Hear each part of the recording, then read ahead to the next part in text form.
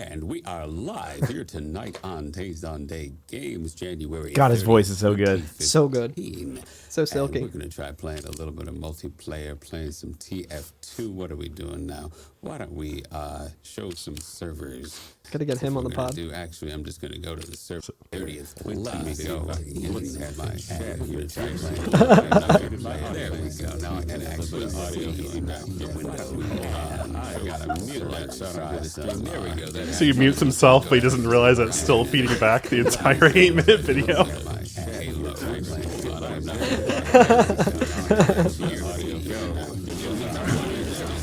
Then it becomes the portal to hell. Oh, wow.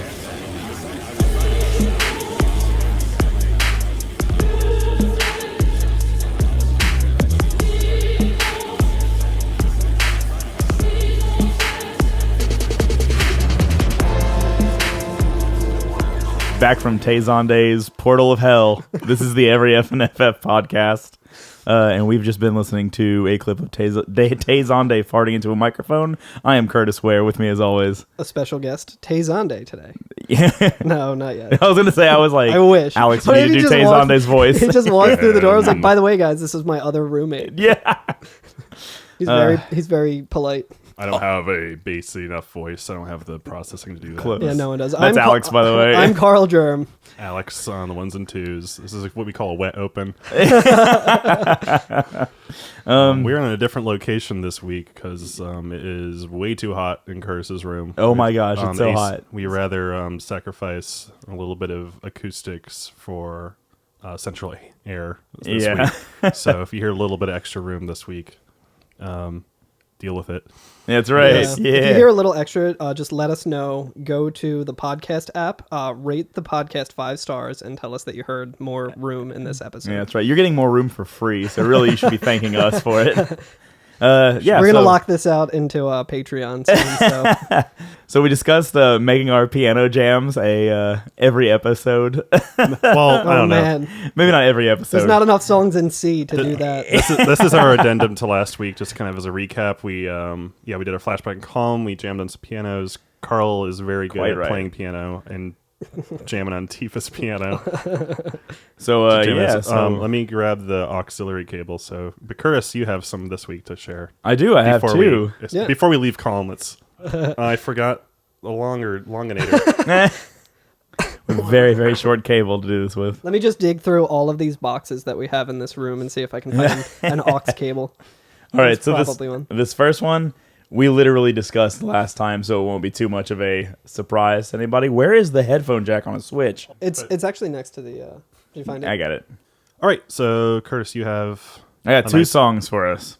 All right, so one is a promise that I made last time that I would have Lit's My Own Worst Enemy.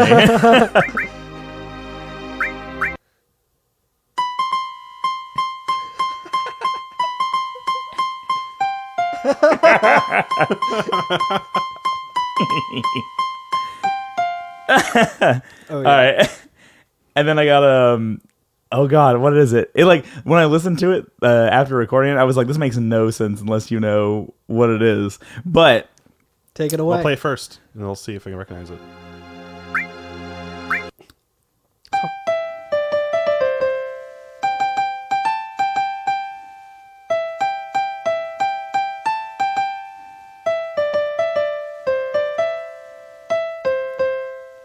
So I'll play it again.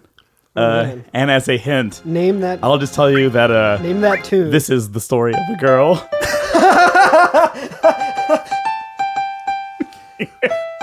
She looks so sad in photographs.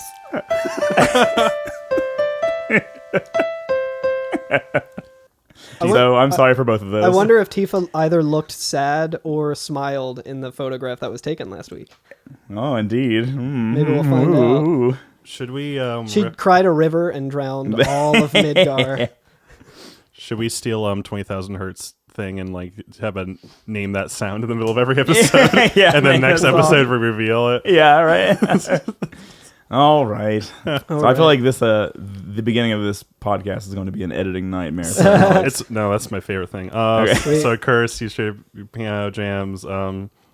And since then, This American Life has become a Final Fantasy podcast. God, jacking our style. That's Ira Glass, right? We made the mistake of striking before the iron was hot, and now we just look foolish. I know. Everybody be like, "Oh, you're just trying to be Ira Glass." When I come at the king, you better not miss. So So I got a couple notes about just stuff that I came across about last week that we didn't talk about. So PHS, right on the like the wiki or whatever, it's sounds acidic. It said apparently it's called the personal handy phone system, which is amazing. And at first I was like, oh, that's really, really dumb. But then I was like, oh wait, no, it's like maybe that's like a different brand, like the motorcycle. And then I was like, no, the motorcycle is the Hardy Daytona. Right? Yeah, the Hardy Daytona. And I was like, isn't that not the handy Daytona? Yeah, I was like the handy Daytona. So I was hoping there would be some competition for Shinra. So is handy phone hyphenated? Yes. So that's so weird. It makes no sense. Like I thought you would just go with hand phone, which is like the generic term for cell phone. Hey, I'm not a mod on the wiki yet, but I'm gonna crack down once I am. Yeah, right. I'm gonna add that right now on air and cite this podcast as a source. Take that. What's it called? Fex Life or whatever? It doesn't. Yeah, Fex for Life. Yeah. Oh yeah, Fex for Life. Yeah. So you got any other notes? Yeah, as we were leaving last week, Alex and I were trying to come up with like if there's anything we could do eventually for a holiday episode, and I weirdly saw that I think there's a Christmas tree in the inn in Calm. Is there really? Like it's next to the innkeeper. There's like a tree with like looks like Christmas ornaments. Really? Like, maybe it's like materia or something. I don't know. That's amazing. It's like weird. That's kind of funny. I was thinking that FF7 would be the perfect Mother's Day game, but like I think we're gonna be done with it before Mother's Day comes back up. Yeah. PlayStation didn't have any date related like things where like did the PlayStation 1 have a clock in it? Kojima game probably. Oh yeah. Kojima I don't think the the PS1 had a clock, maybe did not. it? No. I think the 2 did. Yeah. I think it had a clock, but not necessarily one that like tied into games. Oh, fair. Mostly for logging and remembering. Yeah. And also, Well, we could say that in 2 episodes from now, we'll be in Costa del Sol, and it's hot as shit right now in Philadelphia. Yeah. we'll do our first beach episode. Maybe. Yeah. Just be on the beach. Be on the beach, swim trunks on, big t-shirt on, because I'm afraid of my tubby. I'm trying really hard to not quote that Simpsons thing where Homer replicates the beach noises from Marge. And seagulls and stuff. Yeah, let's not do it. Yeah. I need to just put a jar in the middle of the table and put $1 Simpsons in jar. it every time. Yeah. You could fund a whole new podcast. Yeah. All right. So, what else we got? Anything else? Yeah, I had another thing that's stupid and doesn't matter, but ties into another stupid thing that we were talking about last week. Where when I bought the restore materia, I just like assumed that it was Asuna or however you pronounce that. And I forgot that it's like poison. Or whatever it is. So like cure poison is the first thing in it. Yep. And you have to level up to get it. After last week, I cannot look at that word without pronouncing it like Stankonia. Like Poisonia. That sounds like a really bad noodle dish. Yeah. and then the last thing that I have is my buddy who we read his review of the podcast and we gave a shout out and talked for a while about him. I totally forgot that he has a podcast and I'm a bad friend and I didn't give it a shout out. But it's a very good podcast. It's called The Age of Enfrightenment. And if you like spooky stuff, I love spooky stuff. It's my buddy Theo and our two buddies talking about spooky stuff. Hell yeah! Check it out. We're about to get spooky today, a little bit. A little bit. Yeah, a little bit. This game has a little bit of spooks per. If you're afraid, a pretty good spook per minute. Yeah, SPM. If you're afraid of stables. Yeah. Oh gosh. Yeah. If you have a fear of large birds. Yeah. Or larger snakes. All right. So we are leaving Calm. Right. Back on that world map. Yep. Chasing Sephiroth across the plains. Yeah. So we do a little traversing on the world map. And I wanted to point out real quick, before we actually get to the Chocobo stables, in my opinion, this is a great time to learn Matra Magic from the custom sweeper. Yes. And I know I've talked to Alex and Carl about this every episode thus far, I can't wait until we get Matra Magic, because then everything's trivialized. Yo, that spell is great. Yep. It's 8 MP, and it does so much damage to everybody on screen. So good. There's another enemy skill that you can learn. We'll wait until we get to the Solemn to talk about it. Yeah. But yeah, no, enemy skill, I never really used it as like a kid playing through Final Fantasy. Me neither. Now I'm just like, oh, it's so good. God. There's so many good enemy skills. Yeah, absolutely. All right, so I actually played through this section last time and then deleted all of my notes because I thought the episode was over. So why don't you lead us through this, Carl? Curtis is canceled from the podcast. I know. Yeah, so I just kind of took some notes about different like areas that you can encounter in the Midgar area. Like there's like the calm wolves that are just like purple wolves. Yeah. There's the Prowler, which is like the bandit. I think in Midgar they were called the bandits. It's just like a different color scheme, like a different palette. But they can steal shit from you, and one of them stole a bronze bangle from me. Like I didn't need it at that point, but I was like, ah, shit. I think after I killed it, though, I got it back. But I'm like, I fucking hate these guys. Like, we're gonna be talking about stealing a lot on this on this episode too. Ultimate weapon stolen. Another thing I noticed is when I was just kind of running around and level grinding and trying to get like limit breaks in the time between Midgar or Calm and the Chocobo Ranch, and the Mithral weapon that Tifa has just makes her Wolverine. It gives like big claws. Like she's got like claws and it's like kick-ass. Awesome. Like she can do a lot of damage just by like punching people, That's like with awesome. a leather glove. So like adding like Wolverine claws to it is insane. This time playing through, I had Eris and Red on my team because I wanted to get Eris's limit breaks out of the way just in case. Should just do that on disc 4. Yeah. Which doesn't exist Before, in Final Fantasy. Yeah, I was just saying. But yeah, I wanted to get those out of the way just in case something were to happen. And Red was the only one left that only had his first limit break. So I was doing the same thing and just trying to like level up everyone's limit breaks, and I never actually realized how limit breaks work. I just assumed you just kept using limits until you got the next one. No, yeah. There's like a whole thing. It's like I think in the first one you have to use it X amount of times to get the second stage. So each character, with the exception of one that we'll meet later. Yep. Or I guess two that we'll meet later. There's two people who have different limit break systems. Everybody else has shitty ones. Yeah, right. Everybody else has 4 levels of them and 2 limit breaks per level, with the exception of the last one, right? So yeah. Once you get the first one in a level, you have to use it so many times to get the second one on that level, and then you have to kill so many enemies to open up the next level. So it's entirely possible. Like when I was playing, because I had Matra Magic and I was farming it that way, I had like level 2 and 3 their first limit breaks before I had the second one in multiple of the levels. Hell yeah. Yeah. So I learned that. I was like, oh shit, that's pretty cool. And speaking of Matra Magic, there's another thing that you can do from the custom sweeper enemy.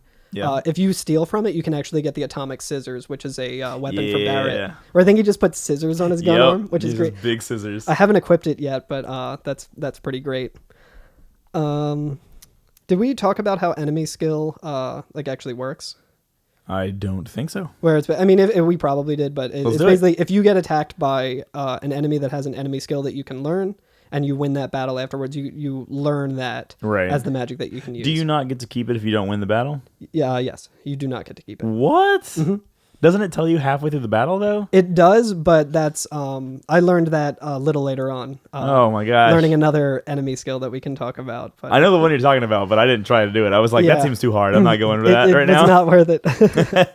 But there's not really too much. Like, you keep walking through the part of the map that's called, like, the Midgar area. Right. And then you come to, like, 2 little... like cliffs or like mountain things. You go through there, valley, and then you'll notice if you were fighting a lot of enemies there that the enemies change. Yeah, and then when they change, you're in the grasslands area. Right, and you kind of see a little house in the grasslands, right? Yeah. So this is what I didn't take my notes for, so I'm gonna let you lead us through this. There were some hilarious enemies in this area, like the Alpha Dunk, which is just like a blue elephant. Oh yeah. It blows bubbles. It does, yeah. Yeah, it does. Blows bubbles and makes you sad. It causes sadness. It causes sadness. Yep. Wasn't that like a kid's toy? I'm thinking of the butterfly elephant thing. That little. Oh, I know what you're talking about. There's an old kid's toy. Yeah. What, Elephant? Yeah. The elephant. Hell yeah. I played that game. Hell yeah. I didn't get. I got all the limit breaks in that game. Yeah. Yeah, I mean, I have a lot of notes about the enemies in this area. It's not really important. The Mandragora or whatever it's called. Oh man, we can talk about those enemies, the elephants. What is it? The Alpha Dunk. Alpha Dunk. Which is great because my friends use the term dunk to describe like a very attractive person. Yeah. As like a slam dunk of a person, like if they're a total dunk. So seeing that made me happy. Yeah, them and the like emu ostrich. Yeah, things yeah. are- Those things are called like it doesn't matter. But I'll have a big opinion on those once we begin the next section. Okay. Yeah. The Mandragora, I just noted that they, like, when I looked at them, I just thought of Aku Aku from Crash Bandicoot. The Booga Booga guy, like, looks like little ones of that. Yeah. But the next thing that I have in my notes is that there's a swamp area, like a marshy area. Okay, yeah, let's talk about that first, because even though I did mention the little house that's out, the little house on the prairie.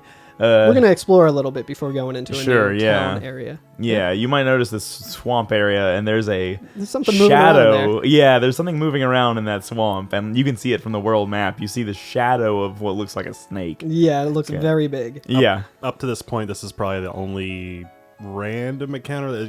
It's a non-random encounter because you can see it coming. I think. Yeah. Since we left Midgar, everything has been kind of just instant. Suddenly you're in a battle. But this is the one you can actually like see something chasing you down if you enter the swampland. Sorry, I was trying to turn that down. And that is our Zalem, I guess. The Midgar Zalem. Yep. Yeah. So if you're walking around and it I think it only can touch you with its head for it to start the encounter. Oh, really? I noticed. Yeah. Interesting. It is terrifying. It is so fast. Yeah. It is screaming through the swamp, and basically, like, the place you want to go next is this cave on the other side. It's the entrance of the Mithral Mines, and that's where we're trying to get to. That's where Sephiroth's gone. But we have to cross the swamp, and there's this giant snake that just guns you down as soon as you step foot in it. Yeah, it just makes a beeline for you. It's made to not be able to like outrun it. You can outrun it. Yeah, you can. There's a couple like strategies, like in the speed run. I think they they just bypass the ranch entirely because they go to like a certain section, and then the Zalem like tries to hit them, but hits part of the cliff and goes backwards, and then they can make it to the rest of the way. I'm pretty sure, but I think there's also a way where you can like pause it so it doesn't trigger the battle. But under a typical circumstance, if you were just playing this game, unless you were making a point to figure out how to run past it, you're not meant to be able to run past it. It's very much it's very much one of the things. It's like signaling in the game that like, oh yeah, you're not supposed to be here yet. Right. Yeah. And it's just a common enemy. It's not a boss. It's a normal enemy encounter, but it's such a high level for this point in the game that it can absolutely just ruin you. Yeah. So I'm a tryhard, and I went through and beat it just to see if I could, because I feel like ever since I've played Dark Souls, that game has just broken me to where I'm like, this is tough, but it's not impossible, I think, so I can do it. And according to Dark Souls logic, if it's not impossible, it's therefore easy. Yeah, you just have to get good. Yeah. If you do beat it, does another one just show up? Yep. That's what happened to me. Yeah, it's absolutely not worth it. Yeah.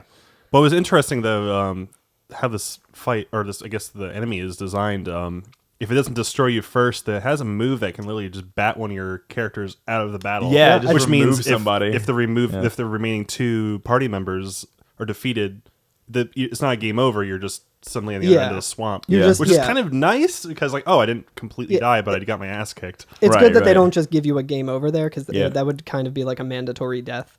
Which would suck, but it's cool. There's an attack, I forgot what it's called, but it kind of takes his giant tail and just bats one of the characters, and all of a sudden that character's just out of this fight for the rest of the fight, which is really cool. Is there a way to pull them back, or is it just... I don't think so. No, I think they're just out for good. Yeah, they're gone. That was an interesting mechanic. I think it does have a name, but I don't remember seeing the name in the actual like battle itself. I think it's called Blown Away, or is that the... No, that might be the weird... The status or something. It's called Blown Away. That's like an ability. It was like a bite, change, standing form, bite, beta, and Blown Away. Blown Away might be the one. I think that's the one that it's called, but I don't think I don't think there's a text box that says that. I think it just happens. Do we want to talk about beta? Yes. All right. Because I'll let you, because I didn't get it, so you can talk about it. That was part of the reason why I kept fighting this thing. So I had enemy skill equipped on Cloud, and I had to try this fight a bunch of different times, but I put Fire Elemental on Cloud. On his armor?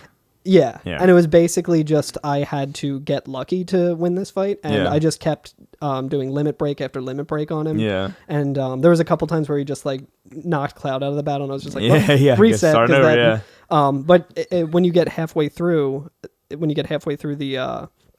the battle, when it's at like half health or something like that, he starts using a move called Beta, which basically just one shots every one of your characters. Yeah, it's fire damage. What do you think does more damage? What does more fire damage?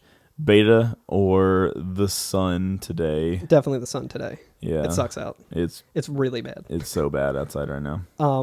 Yeah, but with that's also how I learned that if you don't win the battle, you don't get the enemy skill. That's a 'Cause I was rotten like- way to learn that. Yeah, I was like, I mean, I think normally if you learn the enemy skill and then you lose the battle, it means you have a game over and you have to start from the last Yeah, save. right. But in this particular instance, it's like I guess they somehow thought ahead with that and Right. prevent you from actually having it. That's But- interesting. But now everything's kind of trivialized because, I mean, beta uses 35 MP, so Yeah. but it also just decimates Does everything. so much damage. Yeah. I just didn't get it. Yeah, I was Yeah. just like, you know what, this battle's really hard. It's not worth honestly not worth it Yeah. because then you get I think 400 XP and it. Yeah, oh god, not yeah, a lot nothing. of AP. And I was like, wow, that really. And then right after you finish it, there's just another one around. Yeah. So What you're supposed to do instead is we're gonna go back to that little house that I was talking about that we saw before the swamp, and we're gonna find a different way to get past the Zolom. yep, Yeah.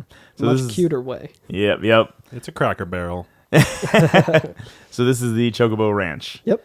So you walk in and which is better than Chocobo Italian, but not as good as Chocobo French sauce. So you walk in and it's Farm Boy is the song that's playing, Oh. Yeah. which is a nice little song. Yeah, And and it makes me think of that XTC song, "Love on a Farm Boy's Wages," which no one Yeah, I was listening gonna be would like- probably have any kind of frame of reference for that. That was gonna be Old Town Road or something.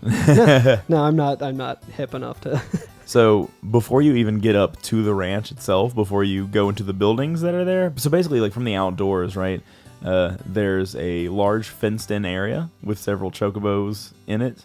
What And is I guess a chocobo? I was gonna say real quick, we should talk about what a chocobo is. Yeah.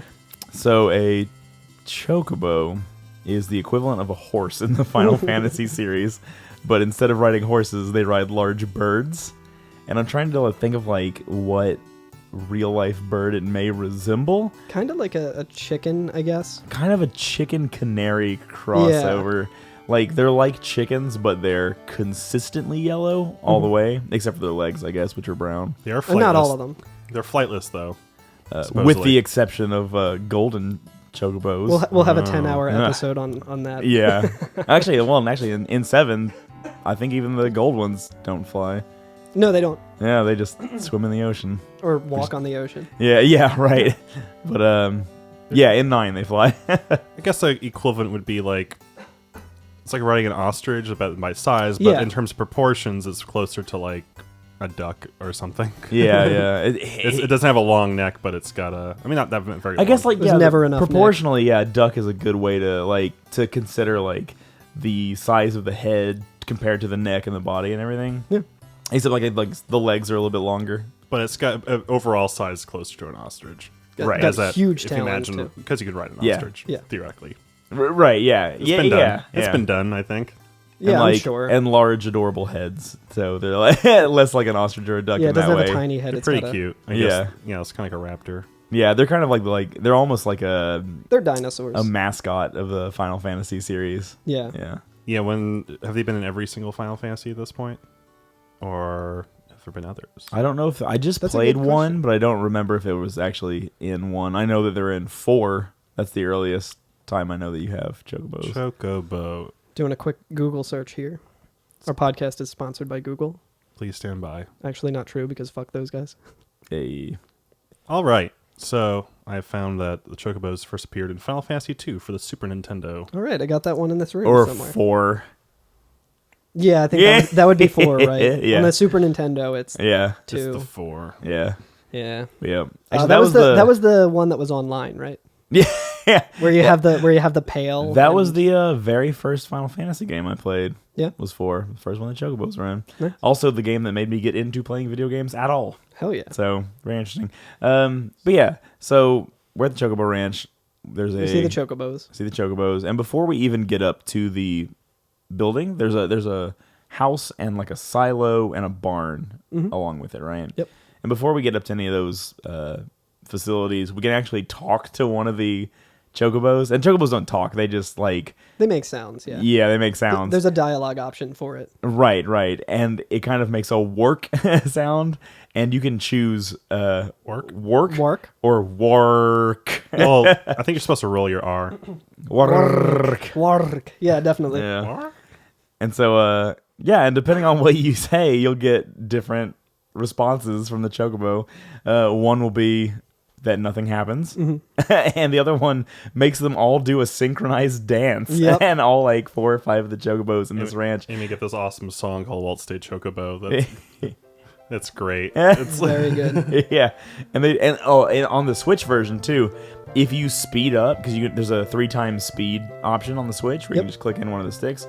If you click the 3 times speed up, it still makes you listen to the whole song. You don't get past it faster. The animations all go faster, like they're dancing faster, but they dance the whole time the song's playing. They're so fucking good. thrashing. Yeah. Yeah, and there's like this second verse in it thing where you're like, come on. Yeah. Nice. Oh yeah. And then you get your first summon materia. Yep. It's a very interesting place to get it. Yep. And that's how you get your Chocobo. Yeah, technically. I mean, you get a summonable Chocobo there. Yeah. It's Choco Mog. Right. And should we just talk about the summon now while we're... Yeah, let's do it. Yeah. It's a very cute animation. Yep. Where I think, is it supposed to be like Chocobo Moog? Wouldn't it be like Moogle? Yeah, Mog is the name of a Moogle. That's in several of the Final Fantasy games. Oh, okay. Yeah. He's got a headband on, right? He's got a cool little ninja headband on. Yeah. And it's basically a... Oh, God, now we have to explain what Moogles are. Yeah. They're like little Teddy bear. tubby Rilakuma looking things. fairies. Yeah. They got like bat wings, kind of. They're like a little baby Pillsbury Doughboy thing. They kind of look like chows from Sonic. Yeah, actually, yeah. And they have a... They I'll literally explain call what it... chows are. Yeah. They literally have a single antenna with what they literally in-game call a pom-pom on the end, which is like a little fuzzy red ball on the end of their one antenna poking off their head, and like little purple wings, right? So It's cute. they're cute. very cute. Yeah. But it's a summon materia, which is the first one that we get. So summons cost a lot of MP, but they do a lot of damage to all the enemies on screen. Yeah. That's kind of their thing. And so this is just a Chocobo running in with a Moogle, specifically Mog, riding it and just plowing through all of the enemies. And it's called Death Blow. Yeah, the name With of like it. a lot of the exclamation points, I think. Yeah. So the actual name of the summon is not the name of the materia in this game. Really? Yeah, because the what you're summoning is the name of the materia, Right. And then like Death Blow is Is the the name move of that- is the move yeah, that they're right. using. Correct, right?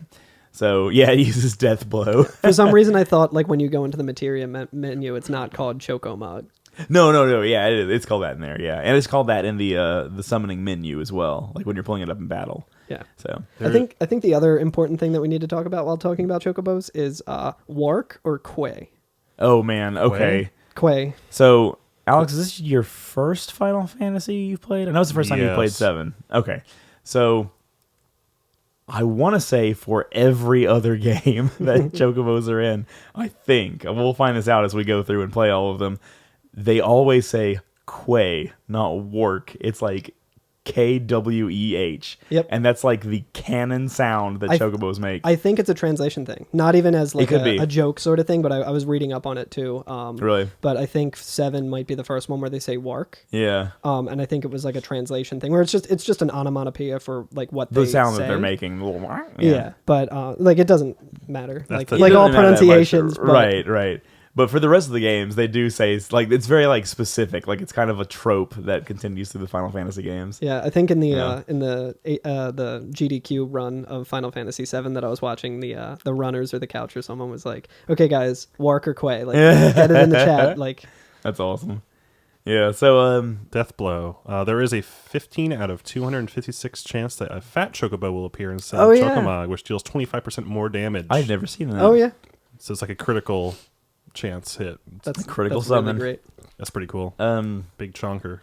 Lord Big Chungus. Yeah, he's a big chungus. So we moved past the little fenced-in area, right?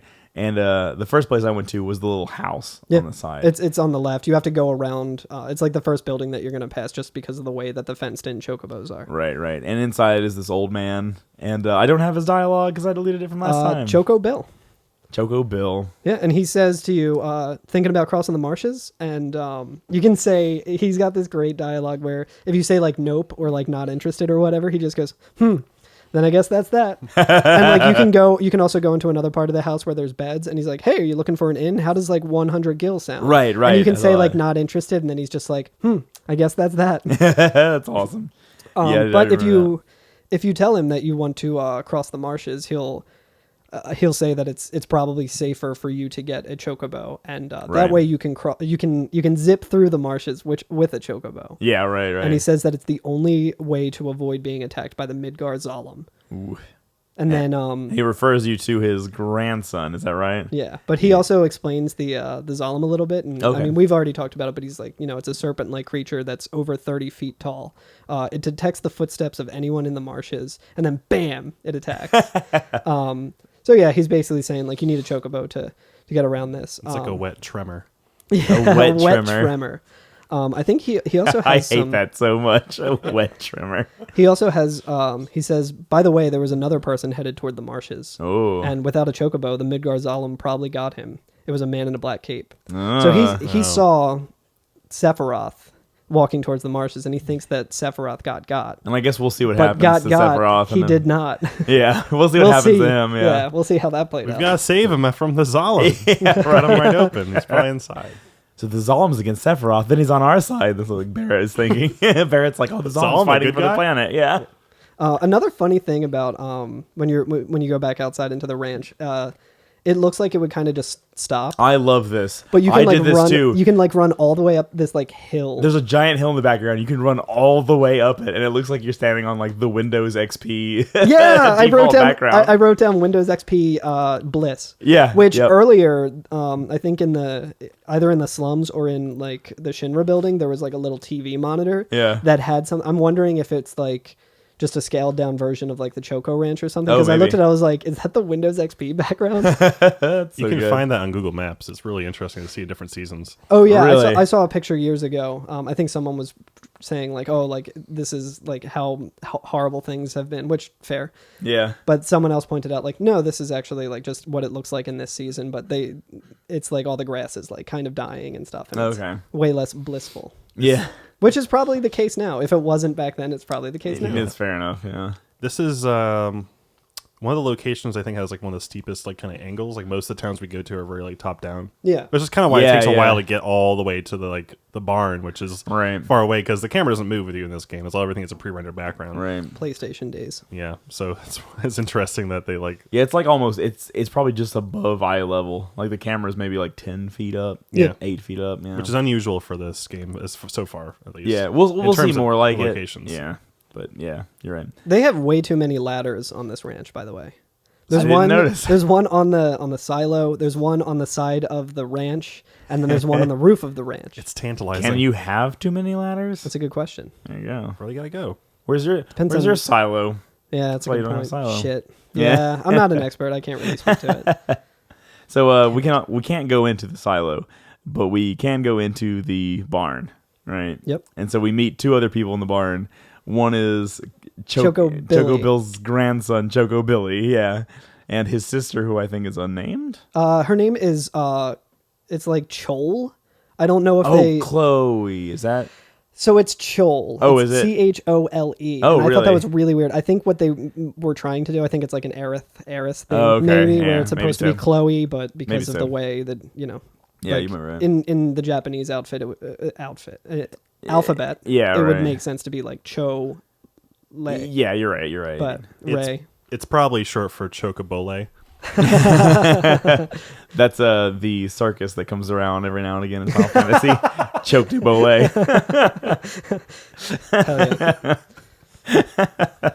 Yeah, so watch that. Yeah, I would absolutely watch that too. Yeah, yeah. So Chocobo Billy is going to be he's a bit of a yeah. hustler. How about you talk us through his dialogue? Because I don't have it. He's a real entrepreneur. Yeah, for sure. Yeah, he asks if you want a chocobo, and you can either say give me one or nope. And I said nope just because I wanted to get the dialogue. Yeah. And what he says is, "Oh, I'm so glad," which you'd think is weird, but if you say give me a chocobo, he's he says you old folks are out of luck. Yeah, And yeah, Cloud's right. old folks. I always love in games when they do that. Yeah, And I think Cloud's supposed to be 21.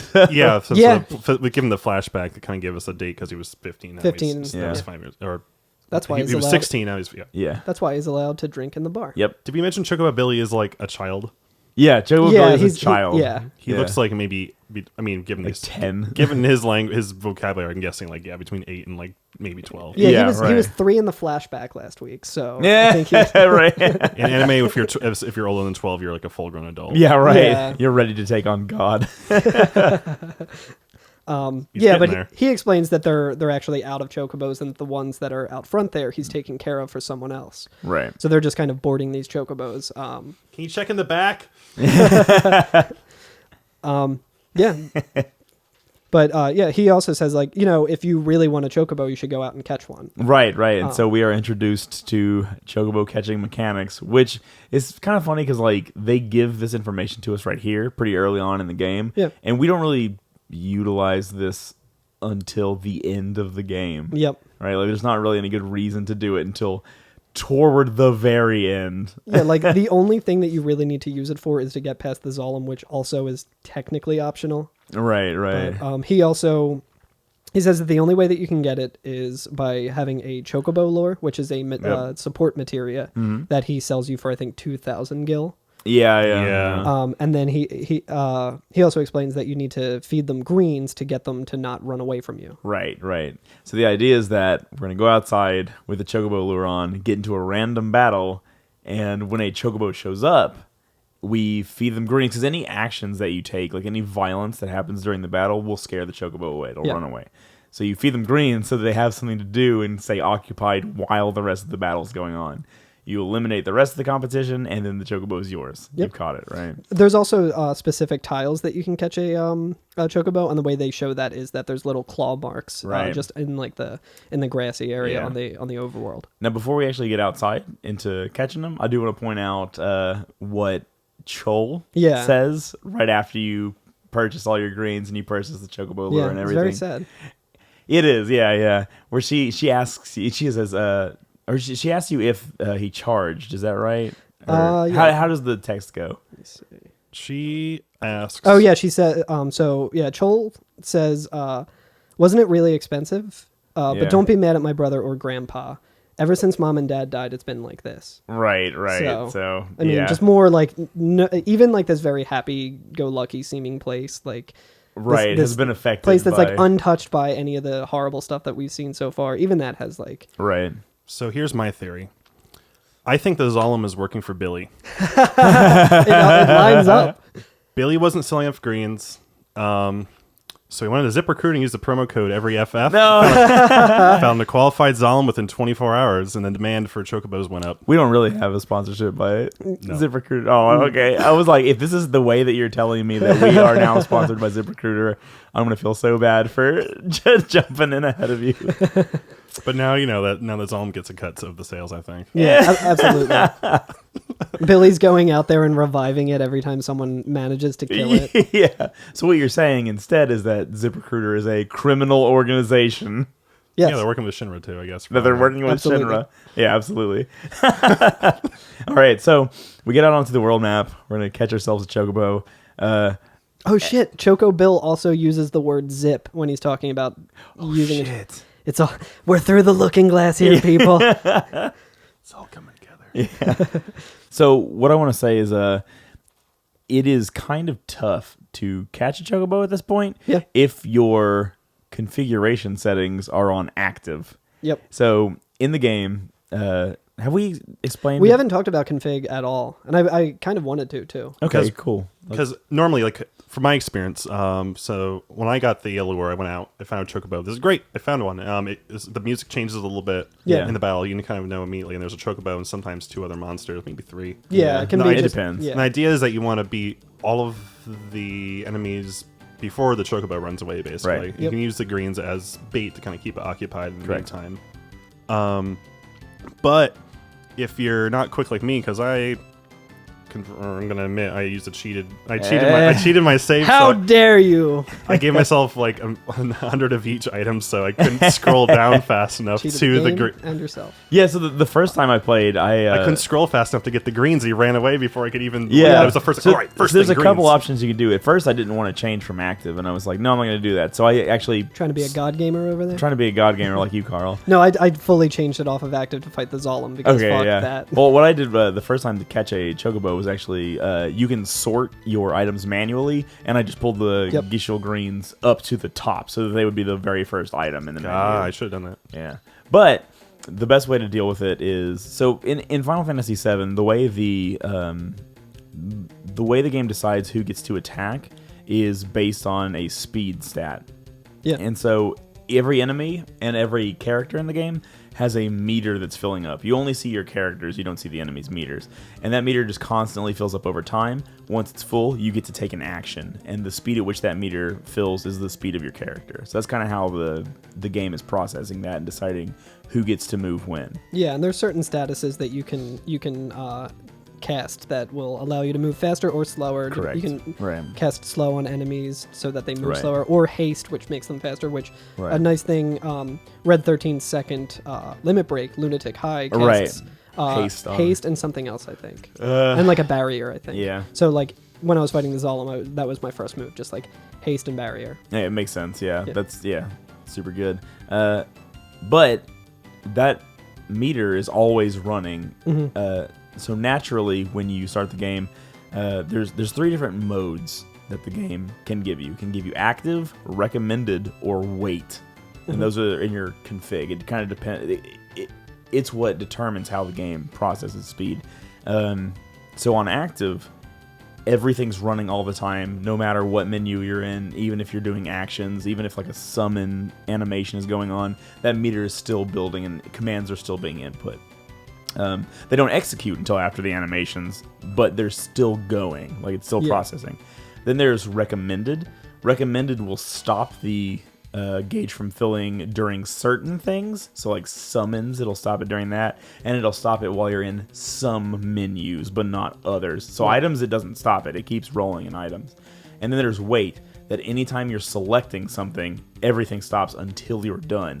And then when the action starts playing out, it continues to build up. Which is kind of more like a traditional, like, It's old, a little old closer, school yeah. RPG. It's more like Pokemon rules. Where it's just like taking turns instead of like a refresh meter. Yeah. And I mean, feasibly, if you are twice as fast as the opponent, you would be able to take 2 turns before they take 1, even on wait.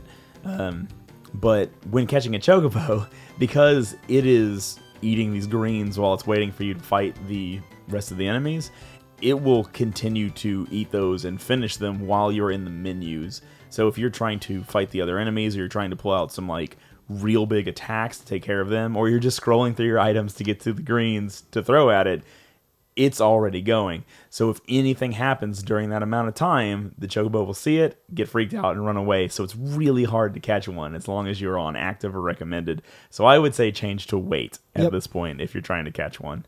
Yeah, that's what I had to do to deal with it. Also, the ones that what are the little plants, the little mandragoras? Oh yeah, those things suck. Yeah, those have a lot of HP, or they have a lot of they don't have a lot of defense, HP, but I think physical and magic defense. Yeah. Like you hit them and you do like 20 damage. Yeah. So actually, no, I think I had everyone in the back row, so that might be why. I was maybe so. I think, but magic damage, like magic does nothing to them. So I just don't even try to catch the Chocobo when it's that specific formation. Yeah, it's I not wait worth it. until it's the Alpha dunk. Alpha dunks, either the alpha dunks or the birds. Yeah. And so once those are the enemies that are accompanying the Chocobo, then I'm like, okay, I'm fairly certain I can actually take them out and get this Chocobo. You can also re-up the greens. So if you're like, oh, I think the greens are getting ready to run out, you can throw another set of greens and it'll reset that timer. I had to do that just because I think I fought with those stupid little shits, the little weed guys. But yeah.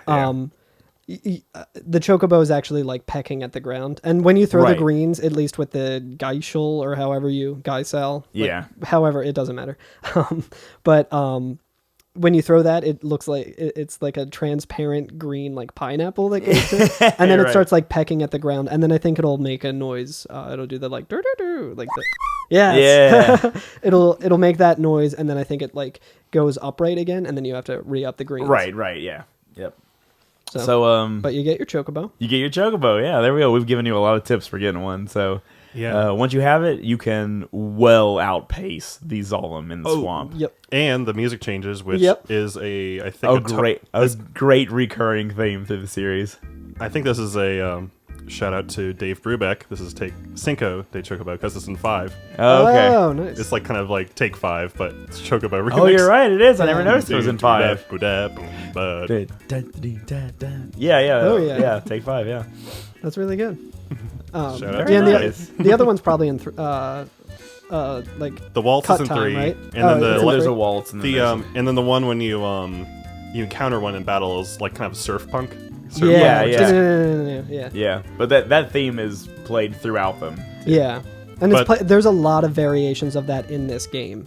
Yeah. Like, But- not even just these that we're hearing Right. today, but there's Yeah. I think other ones later. Yeah, I think when we get to the racing, Yeah. we'll hear too. There's a lot of But just cruising along the grasslands on this thing without having any enemies, just you get to kind of explore the entire map without being disturbed. Now it's kind of cool. Yeah. So enemies can't touch you while you are on Except the the Zalem if you stop. Yeah, you can yeah. definitely outpace the Zalem, but it can still touch you, and if it does, it kicks in the battle, which happened to me just because I was Really? testing it out. Yeah, Oh, okay. and I just ran from it. Okay, fair enough. And once you run from it, you're not on the Chocobo anymore. No, you're are still. you? You're still. Are you? I think. Don't quote me on that. I'm Okay, pretty sure that alright. happened though. But But I think you are. You just end up on the outskirts of the marsh, but still in the Chocobo. yeah, Okay, exactly. okay. I think Yeah. you have to actually get off the Chocobo for it to not be there anymore. okay, yeah, but yeah, like Alex was saying though, you can run everywhere you can now if you want. You can run back past Midgar and everything, and go anywhere that isn't blocked off by the sea or mountains at this point. You can't go in the towns though. You can't go back into Calm. No, you Right. can't go back into the towns on it or anything. Yeah, But but and enemies don't bother you, so you kind of have free reign to run around while you're on Chocobo. yeah, and another thing I'll mention, just as we're running around on the Chocobo on the world map, there's certain things that we can see, like rivers that have like different colors of water, which becomes important later with Chocobos. Right. It's kind of like signifying like shallow water. Yeah, Yeah, which yeah. you still can't cross, but Right. yeah. So we make it past the swamp, right? We outpace the Zalem. Can't catch us, can't touch us, and we get to the Mithral Feeling real Mines. good about ourselves. Yeah, yep. And then instantly just reminded that yeah, we ain't shit. and then we immediately have to. Oh yeah, you're right. Yeah, Oh my goodness. There's a unique we get a screen. little cutscene. A cutscene? Would you say? Kind Yeah, of, it's like a cutscene. yeah. It's not like the FMV or whatever. It's the field models and just Right. It's like it's a location you can navigate, but it's the Yeah. only time you can see it. is it's this a one weird, time. unique screen. Yeah. Right. And there is a very upsetting scene here. Yeah. And it is one of these. Yeah, is it? I mean, I guess there has to be multiple Zalems because Well, if yeah, you kill I mean, one, even if another you kill pops one, up. Yeah. So it's one of these Zalems. Swamp is just lousy with Zalems. Yeah. So it's one of these Zalems, and they are large. They are these large, Yeah, I think large the creatures. Choco Bill said like 30 feet tall, I think. Yeah, it's. Well, man, they have to be taller than that. Did you I'm say like looking at Chocobo? it right now. Choco Bill. Yeah. Choco. Yeah, it's pronounced Choco Mog and Choco Bill. Well, like, I'm like looking at the picture right now, and it is well over 30 feet. Like assuming, like Yeah, let's it's- just like if it's- assume the It's like clouds over only the like mountain. yeah. I was gonna say like assuming the clouds only like 5 feet. Come I mean, on, he's gang. probably 6 Come on, feet gang. tall. Let's use math. Yeah, I'm gonna guess that like clouds probably around 6 foot tall. Yeah, probably. This But is- even if he was only 5 foot tall, Let me bust out my manual. yeah, it's in there. this has to be at least 50 feet. Yeah. in the air. Maybe This is maybe huge. he might even say 50 feet. I don't know. I'm gonna go back. He says over. creature over 30 feet tall, so he's not Oh wrong. yeah. That's so, fair enough. So everyone's right. So there is a dead Midgar Zalem, and it has been impaled by a giant stake, I guess. Yeah, it's like a tree. It or looks like a something tree. It Yeah. looks like just a D-branched tree that he just kind of. Assuming by he, I mean Yeah. Sephiroth. Cloud. Yeah. It pans up and it's playing. I forget the name of the track, but it's like the very like anxious sort of song Yeah. that we've heard before. It might have been the one that was playing when. The grim one. when President Shinra was. Maybe so. I don't know. But it's just impaled up there. There's lightning in the background, and Cloud says. And it's bloody too. there's a like, lot of blood. There's blood all over it. Like the snake has been Yeah, destroyed. It got thoroughly owned. yeah. And Cloud Impaled. says, "Did Sephiroth do this?" Right. And of course, we know that it was actually Sekiro. Our Sekiro podcast. It looks a lot like Sekiro. Yeah. The snake in Sekiro. Spoilers for Sekiro. yeah.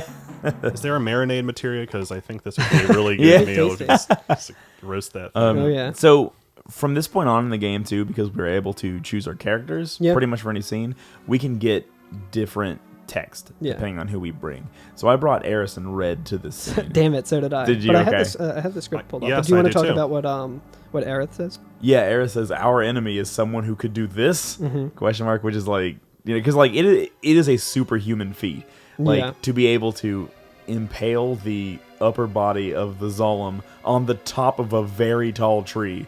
Like, how do you do that? Either like he uppercut him, or he like really kind of swung him like. I figure it's anime rules, and that we're all allowed to jump like 50 feet in the air. Like he grabbed it by the tail and just kind of swung it onto it. Like Yeah, the tail. That's kind of what I'm He thinking. did the exact same thing that Sekiro did, which I don't know if you guys. I haven't beat it. No. Yeah. There's a part where there's a snake on it. I'm going after the monkeys right now. Oh. Where I am. Oh, you know what I'm talking about? Yeah, I think so. Yeah. The boss fight or The boss fight. Yeah, The 5 monkeys. Yeah. yeah. Sekiro. Take me home. The shogunate overthrown. Anyway, yeah. West Ashina. Yeah.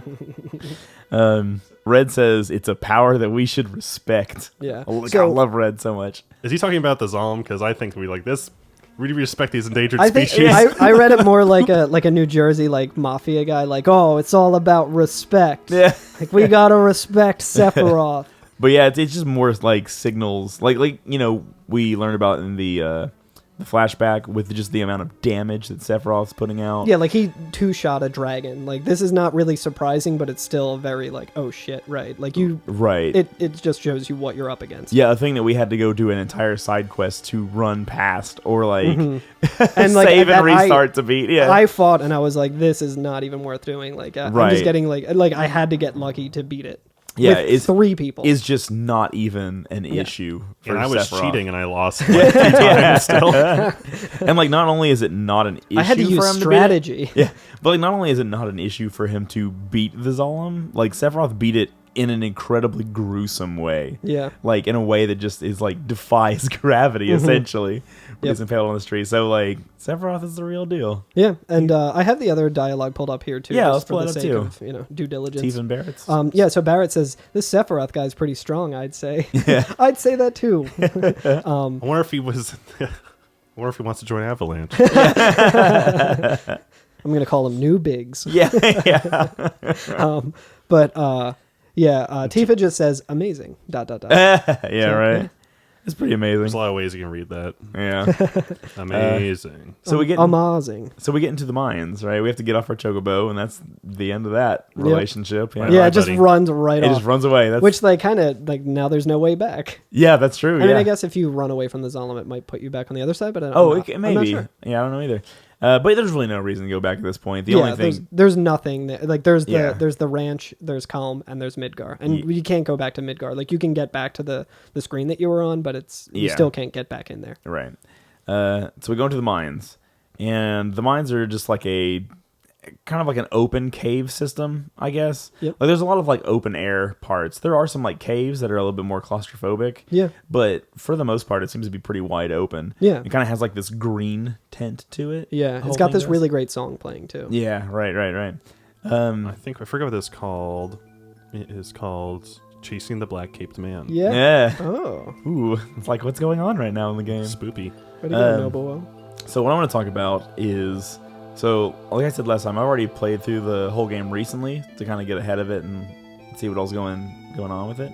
There's a materia in this cave that I just missed entirely. Really? On top of that vine, right? On top Yeah. of that vine. So if Is it a vine or is it a root? it's a root, No, I'm just kidding. I think it's a root. No, but I agree that it's a root. It's Yeah. on the screen to the right when you first enter. it right? is, Yeah. and I just did not see it. I did not get it the first time. There's some good equipment in there too. I think there's like Is an there? elixir and a high potion. Oh as yeah, well. yeah. I knew because I turned on the exits and stuff. It shows a little green arrow if there's like a Oh, climb. Yep. So it's right I should have done that. Because Yeah. I was getting like I'm getting a little spun around here. I don't know. But there's where a really good materia up Yeah. there called the long range materia. Hell Yep. yeah. And it makes whoever it's equipped to, all of their attacks are long range now. Yep. So you can put Cloud in the back row, and That would have been good 2 boss fights I was ago. gonna say it would have really trivialized the elevator boss. I didn't get it when I played through this last time. And there's a boss coming up on the next episode that it would make a big deal for as well. Yep. Yeah, it's a very very good materia. So not only can you now do full damage from the back row with somebody who doesn't have a long range weapon like Cloud. It also means they take half damage from physical attacks while they're back there, Yeah. which is great. They can also hit enemies that typically are too far away to hit. Yeah. So just by standing there and slashing, and then the damage just appears out wherever they are. Love it. I know what you're talking about now. Yep. So So you're gonna want to equip that to Barrett. Yeah. Actually, yeah, some of his weapons aren't long range, but Especially if he has a cannonball. yeah, attached or to his the arm. atomic scissors. So I feel like this joke didn't work very well. I made this joke earlier on our Signal chat to each other, but there's an enemy called the Madoge. Madoge. I don't think. Yo, what up, Madoge? it's Madouge. Yeah, That's in the mines? In the mines. Yeah. Yeah, and it's kind of like a zombie clay man who's swinging around like a wrecking ball above its head. It has like a mace. I wrote that it is like a Dark Souls DLC looking thing. Like Yeah. I think the enemy in Dark Souls is called the Chained Prisoner. When you're in like the weird cathedral that leads down to the abyss. There's like this like horrifying monster that's just like all chained up, swinging around like a ball and chain. The party golem. In New Londo. No, in Ulasil in the DLC. I couldn't beat, so I just Yeah. went and beat, and I said I'm good enough. Yeah. Spoilers. Yeah. So, has anybody else in the entire world seen Kung Pao Enter the Fist? Yes. Okay. There's a scene where the bad guy Betty is on a waterfall. Betty. Yeah, Betty, and like swinging a ball on a chain, and he's like, "I'm on a waterfall swinging my chain," and like doing like a silly voice, and like. As I was playing this, like fighting these guys, I was like, "Ooh, I'm in the Mithral Mines swinging my chain." Like, and I even made a tweet about it and got like 0 likes. Thanks, everybody. Thanks, listeners. I don't follow you on Twitter. I haven't seen that movie in so long. Yeah, but that's what it reminded me of. So that was a dumb thing I wanted to say. Taco Bell, Taco Bell. The only thing I quote from that is the nuts part. We're like, that's a lot of nuts. Oh, yeah. That movie has one of the funniest scenes that probably holds up well, where it's like she's just, I forget the character's name, but she keeps yelling, she's being like kidnapped or something, and she keeps yelling "Chosen One," and he's like, "I'm coming," and he just keeps running, and it keeps going back, and it shows her screaming, and then it shows him a little closer, and he says, "I'm coming," like the same exact way, and then like it does that a couple times, and then he's like back further, and it gets me every time. That's amazing. It's basically an updated version of the Holy Grail bit of just like constantly running. Dum, dum, dum, dum, dum. That's so good. Another thing, there's some good treasure in here. You can get a mind source, which we might have talked about before, but it's Have just we talked about the sources? yeah. I think if not, We'll do it again. Yeah. So the mind source, I forget what stat it raises, but there's several items called like blank source, like power source, which raises your attack. I think, and it just will give whatever character you give it to, like they'll consume it and then they'll... That stat will have a permanent increase. Yeah. Yeah. So it's like a permanent buff. Right. So they're... So those are good items. Yeah. Yeah. Definitely Which wanna I pick that up. saved them all up to end game this last time that I played, and then I just dumped them all in the cloud. Yep, exactly. Yeah. Like I was just like, it's fine. He'll always be in the party, so I'll just dump it all on there. the game economy of just like, oh no, this is too precious to use. And Yeah. you have like 13 elixirs. Yeah. Although I do actually use elixirs in this game. You know, I had been actually, because like I kind of like. I use them in a very specific way. Oh. A little strat. I don't know if it's going to work in the remaster. I'm kind of worried about that. Oh. All right. Well. We'll talk about that. Yeah. When the remaster comes out. So Other monsters in this cave include the crawler, which just looks like a baby Zalem. Yeah, it's like got a... the two Really? tails. Yeah, it's got two little tails. Does the Zalem have two tails? Zalem has kind of almost like 3 tails, actually. Oh, yeah, you're right. hey, speaking of tails, That's a baby Zalem. can we have a real quick discussion? Sure. Speaking of tails. So you know how like Tifa's hair is like long and Yeah, then it and has it's the like- little tie on the end, and then there's like two. It's like the mermaid tail. It has like a mermaid tail on the end. It's kind of like an earwig. Her next to last limit break is dolphin kick. Is it supposed to be a dolphin? Could be. Is her hair supposed to look like a dolphin because she has like water kick and dolphin kick and all these things? Maybe. I don't know. That's it. No, that's a good... That's... unironically, that's a good point. Yeah, I saw this. I was like, Because I wonder if that's on purpose. Like, Because I think about that dolphin move all the time. Because I think in Final Zell Fantasy has VIII, it. Zell has Yeah. it as well. Yeah. Who has a similar fighting style to Tifa. So I love the one in 8 where like the 2 dolphins come out of the yeah, explosion and they and make like a little noise. Yeah. I mean, the Wikipedia says is tied at the tips to form a dolphin's tail split. There you go. Ooh. Yeah, it could be. You're not the only one. Interesting. All right. Well, you were talking about tails, and I was like, Oh, yeah. Like the I dolphin thought you were going to bring up our friend Miles Prower. Ooh, Miles Tails Prower. Mm-hmm. Whose measurements are also 37, 24, 35. So the next scene in the mines. They fucked him up in a remake, and I'm real mad about it on Twitter. Sonic Boom is bullshit. I don't. Parody. I'm not. Parody. I'm not entertaining that. Other monsters, we got the Arc Dragon. Which Other is monsters is all of us. Everyone on Twitter. the real monsters with friends. Yeah. Turns out it's The real monsters were the friends we made along the way. yeah. So the Arc Dragon. Yeah, Yeah, what were we? whatever. I don't care anymore. Yeah. Well, you can learn We're talking about- flamethrower from the Arc Dragon. All right, Another okay, enemy. again. That's kind of a dragonfly dragon hybrid, which is a dragonfly. Dragon. A dragonfly dragon. That's like some Avatar last. Don't drag the Airbender dragonfly. But They think didn't cast the- the Next next. time on the Dragon real Ball important Z. thing here in these mines. Yeah. Are we ready to move on? The castanets. Yeah. There's an enemy called called Castanets. Oh, those are just crabs. All right, Yeah, moving they're on. just Moving on. monstrosities. So This is going to be a short episode anyway. yeah. Also, there's a move called Swamp Shoot. This So I episode think got is too why we- far off the rails. I think that's why we had to go for a break last episode, right? We went with the The swamp swamp shoot. Yeah. Swamp Shoot was my nickname in college. I'm kidding. I didn't go to college. Another thing to note about the Medouge is that you Yo, can. what up, my dude? What's up, Medouge? You can steal the Grand Glove from it, which is a very good, powerful weapon for Tifa. It sucks to Nice. steal it. It's like I was I just get you. spamming it like My that. chain holding glove. I I think was- at one point, like in my game, like it stopped attacking me, so I was able to just Oh, wow. keep. Like I don't know if that was it ran out of MP and can only do that, or my game. There just, are multiple encounters in this game. There's a boss encounter later that once, if you do something in a certain order, it just stops attacking that's for the yeah. rest of the fight. I think I've seen that. Yeah. Anytime I say "oh yeah" and act like I know, I have no fucking idea. I think for a second that I do, and then I've said too much, and I'm like, Yeah. So, just trying to convince people on the internet that I know what I'm talking about. So, And I don't. I've never even played a Final Fantasy.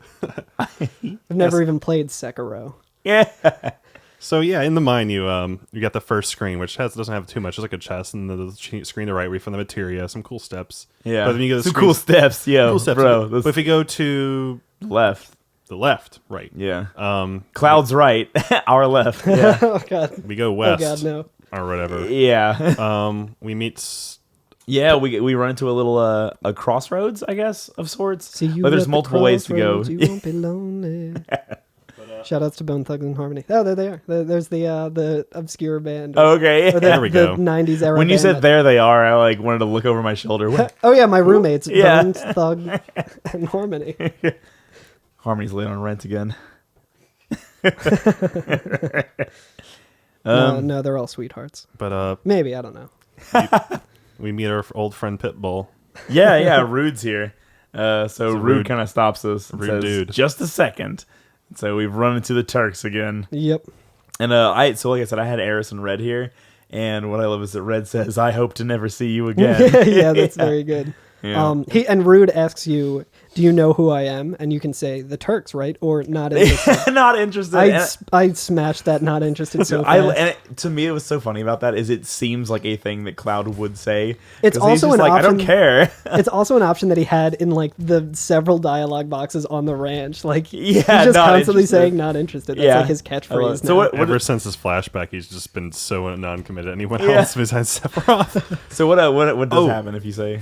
Oh, Oh, but what's funny is that when Rude says just a second, everyone else is like, "Who are you?" Even Barrett, who last time we saw like Rude was dragging Barrett away. oh, really? Remember when Barrett was like, "Wait, Yeah. I got another thing to say to you." Yeah. and Yeah, yeah. Rude's the only He one says who's he like, doesn't know who he is. and Rude's just the one who just drags him away. But I think it's funny that like the only person like overpower Barrett we've seen is like Rude. Yeah. Yeah. and Randy has no idea. And he who doesn't even is. remember who he is. That's amazing. I didn't have Barrett, so I didn't get that. But that's hilarious. Yeah, was like, yeah, Barrett of all- literally the dude who dragged him away. He's just like, "Who are you?"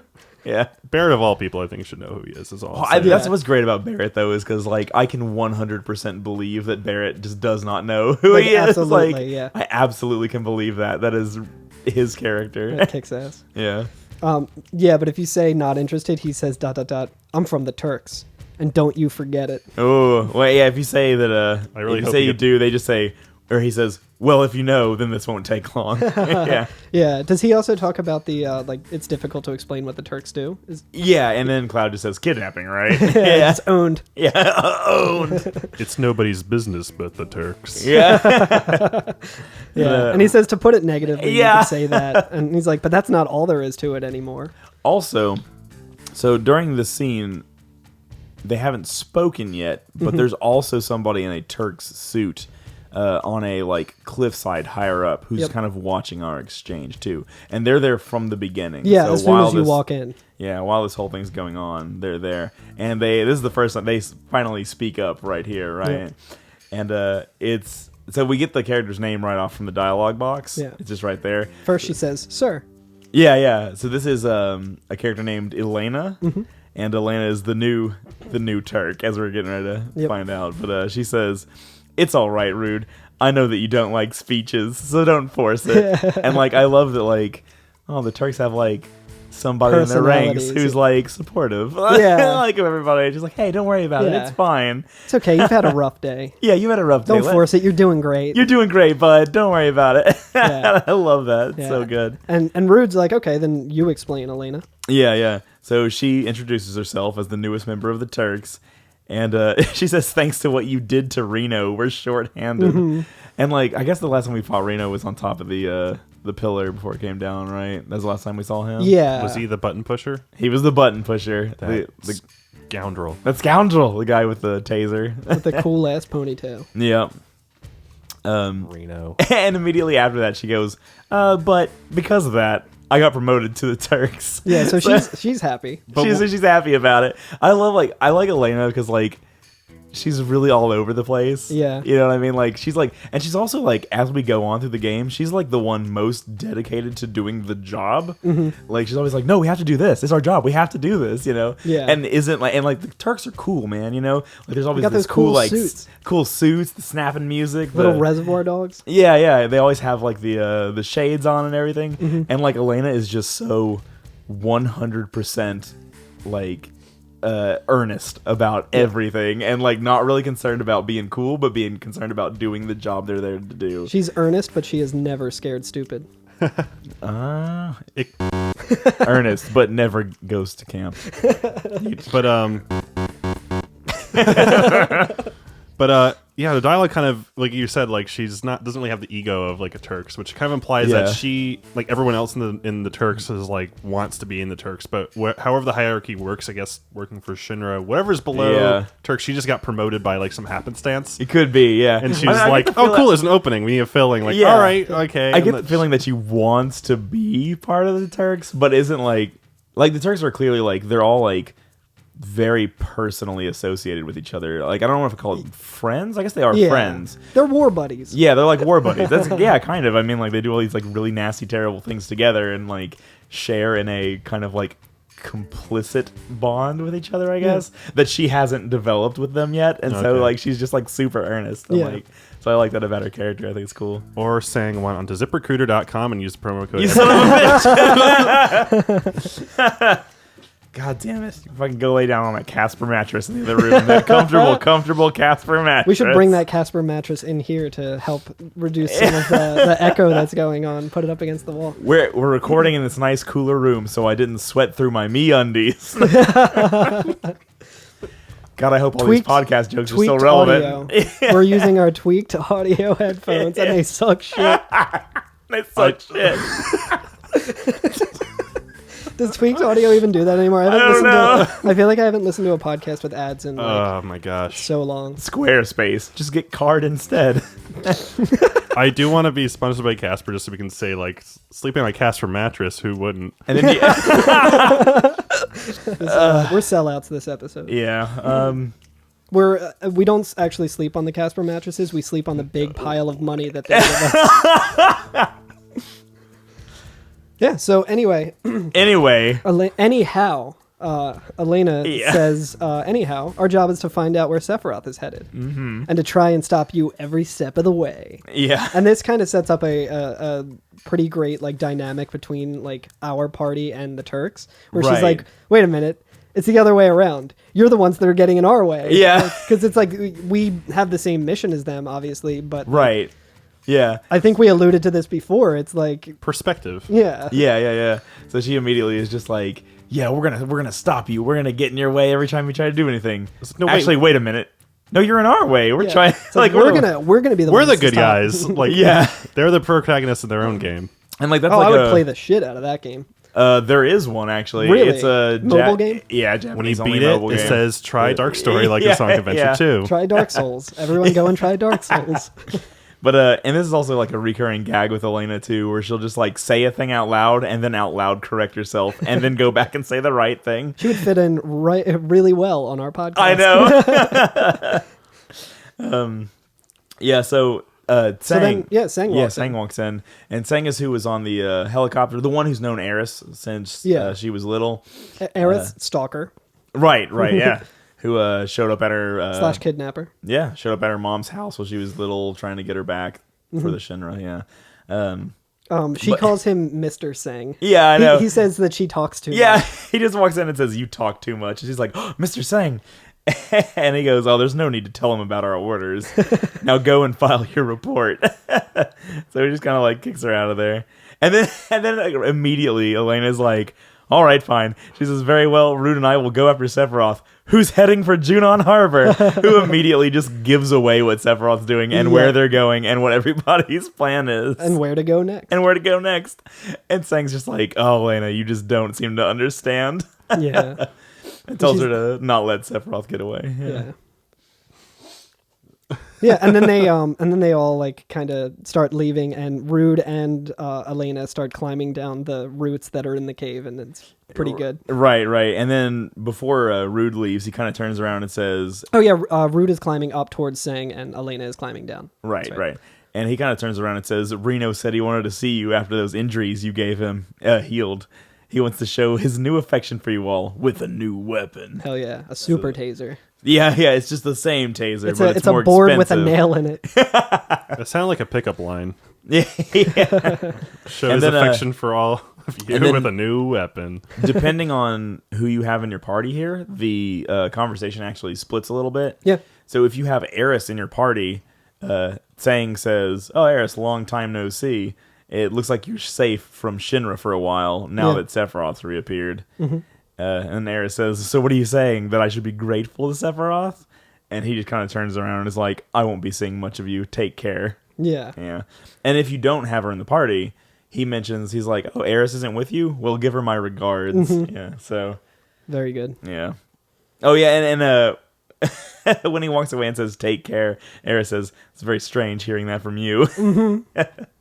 So, that was good. It's an interesting side of it, too, because like he has been following her whole life and trying to kidnap her and stuff, but he kind of has this weird, like it's not just what you would think it is. He's like, it seems like he kind of cares about her a little bit. Is at least been the focus of his work for a long enough time that he has like familiarity with her. Like, she knows that he's going to come try to get her and take her back to the Shinra. He knows that she doesn't want to go, and it's his job to make it happen. And so she's like a level above acquaintance, like workplace acquaintance. Yeah, workplace nemesis. Like, yeah.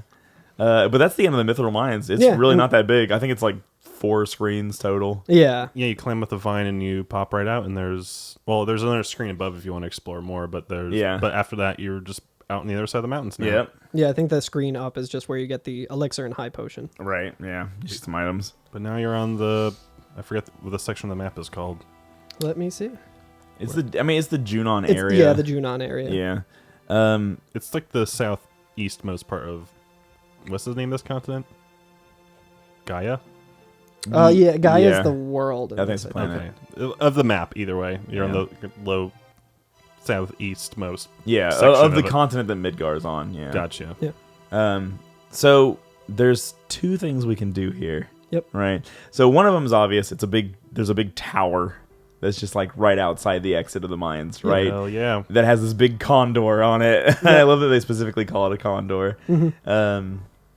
And something a little bit less obvious is that this is just the first place in the game where there are forests, right? Yeah. And forests are they're not something that you enter into a new screen or anything like that. It's just essentially texture on like the Pokemon. overworld. Yeah. Deep grass. Yeah, essentially it's kind of like that. You still see yourself walking around. It's all You can world see Cloud's map. head poking out. You a can see little his bit. hair.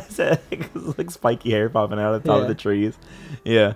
And it works very similar to how beaches work. Like if you're walking around on a beach, it kind of, when you're in the battle, it changes the actual environment of the battle where you're on a beach. And it does the same thing. You're in a forest.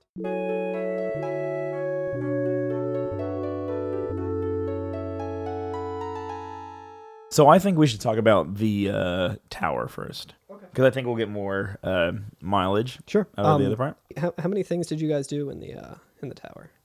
I did none. I went into the tower and I talked to everybody and okay, said, I don't have time for this goofiness. Yeah. But Alex, did you do some? Yeah, since I was kind of lost because I went. So we were back from our little rest and poop break. We all did swamp shoot. I thought Carl was a guy. I mean me. I didn't really know what to do because I was wandering around. I couldn't find anything. I went to Junon or south of the lower Junon area and realized that there wasn't I didn't realize there was a screen you can go off. So I must have missed something. So I went to Fort Condor, which, as we said, is a large tower. Yeah. That, as we find out when you go in, is it's a Mako reactor. It's a reactor, yeah. With a sweet, tasty looking egg on top. With Yep. a giant, huge. It's like a hot air balloon sized egg. Yeah. That's amazing looking, and like a giant condor. And because I was using for research a hacked save. Yeah. I was able to afford to do this kind of side mission, which is basically a tower defense game. Yeah, it's really fun. It's really cool. I like this mini game. I feel like it takes too much time. It does. If you do all of the ones for all you can of speed up how the progress of things. Oh, I definitely used the speed up thing when I Yeah. did it in my last game. Yeah, It is, and it's still like a little long. especially off the heels of last episode, where it just feels so good to start actually playing and exploring again after all of that great backstory. But jumping right into a mini game that's a real time strategy game. And I really like the just the fighting in this game. Yeah, like me too. in Final Fantasy VII specifically. It's very fast paced, very quick. It's kind of fun. You get in and get out, and you get into the next one. You know what I mean? But the story of this is that this is a fort. Are they kind of like a village, or are they just like a kind of a team of people dedicated to protecting this condor? I feel like they're in a shed at the top. There's a shed at the top up front of the Mako reactor, and they little say shack. Well, I think that the area. I mean, the way I guess I interpreted it is because this is a Mako reactor, kind of in the middle of nowhere. I think the lodging is there originally for the people working at the Mako reactor. just kind of like a small little settlement. But A settlement. Yeah, it's not quite a town. yeah. So you go into the cave. There's a guy who greets you. You go up a rope into basically underground kind of little encampment where there's a table. It's like in the body of the tower. The tower's made of dirt and material. The actual reactor is on the top of this mountain. It seems like. Yeah, it's weird. It's not like a mountain. It's like a It looks dirt tower. I don't know what to call it. It's like one of those weird plateaus from Dragon Ball Z that are everywhere. Yeah, right. It kind of is. Yeah, but you get to the top. I mean, there's maybe top it, but there's an item shop in there. But you find out that Shinra obviously wants to get this stupid egg off the reactor. Right. Yeah, and there's a. But I would say just hard boil it and And move on. But yeah, there's a lot of the people here. They've kind of taken it upon themselves to protect this condor, right, and the egg, and saying that I think they say it's the only one left. This is the last of its kind, and so we're not going to let Shinra come over here and kill it. We're going to let it hatch this egg. they're fundamentalists, but it is a large, it's a large egg. Yeah, you can we go up there and it kind of begins this basically tower defense thing where it looks almost like Star Fox 64 enemies. Yeah, it definitely does. So it looks like it's a pre-rendered of kind of side view of the mountain. You have the shed at the top, the reactor, and then you can place defenses. There's fighters, repairmen. Yeah, fighters, and I think you can maybe level those guys up or get higher level versions of them. There's like you said, the repairer. There's also booby trap things that you can do. Like trebuchets. Yeah. like a stoner is the name of Yeah, one of them. I and saw then it. Yeah, I there's got that. The tri-stoner, and then there's catapults and like fire catapults. Yep. Sorry, that's my loco weed sound effect. When you said stoner. But yeah, I played it just because again I cheated and I had the money to invest in. Right, so you actually have to pay for the different units that you're using. That's part of the game. And any Yeah. leftover units, I think they pay back Yeah. at the Yeah. end, is what happens. If they don't get destroyed, I think you get the guild back. But I think this is more or less an optional side thing you can do. It is. So as the game progresses, you'll be able to do this at multiple points, and there are different rewards and different difficulties of battle for each section. But you don't get anything necessary and nothing unique from it until the end, like until toward the end of the game. Yeah, like there in this is too. there is a part where it's not entirely optional. Is it? It's not optional. Oh, it's not yeah, optional at No, all, you yeah. have to do it. Yeah. Because I think there's something like 21 battles here that you can Yeah. get through with varying Well, here's the prizes. thing: is that there's not actually 21 battles, which is weird too. There's 21 in-universe fights, but you're actually only able to take part in like 15 of them, which is weird. odd. Yeah, like there's a certain set of the fights that go on without you that can be mentioned that like, oh, we had this many fights. This is like the 20th fight, and you Yeah. just have to miss several Oh, of them. okay, yeah. So it's like timed.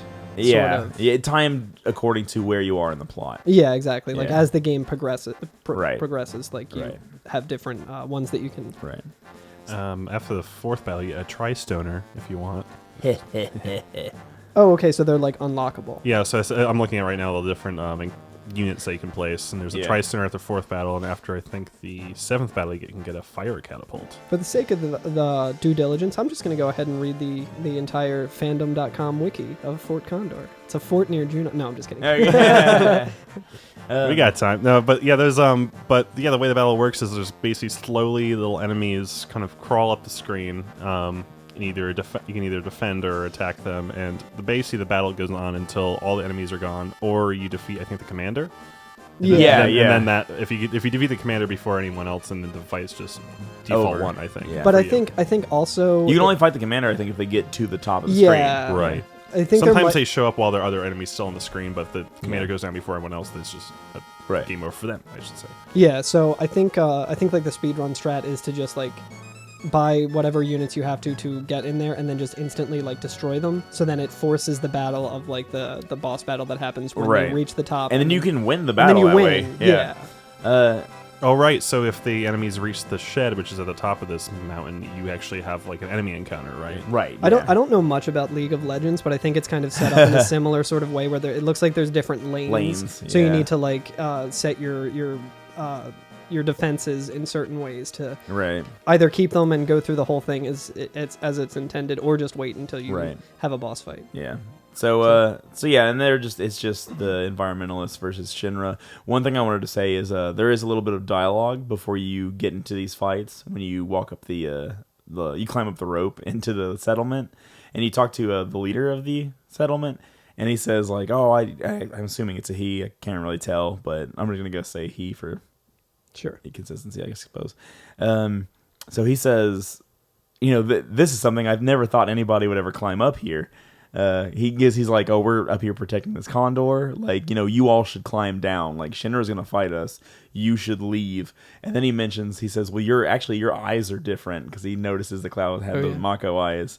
And again, saying that you should get down. And then after you talk to him for a while and you insist that like, "No, I'm gonna stick around," he says, "It appears you have a problem with Shinra too. After all, you did climb up here." And that's where he explains that the reactor is holding a special kind of materia, and that's what Shinra wants. But the condor is on top of it, and so Shinra's going to come take that condor down. Is it big materia? It's not just big; it's huge materia. I love things I like when they're big materia more. I cannot lie. But yeah, and they describe I think it's pronounced hue materia. Hue materia. And they also say that they don't have the funds to fight off Shinra, and that's where the whole concept of paying money for the different units comes in. Yep. So you can have a little militia. I think. Can you also give money to them to continue battles like without you there, or am I thinking of something else?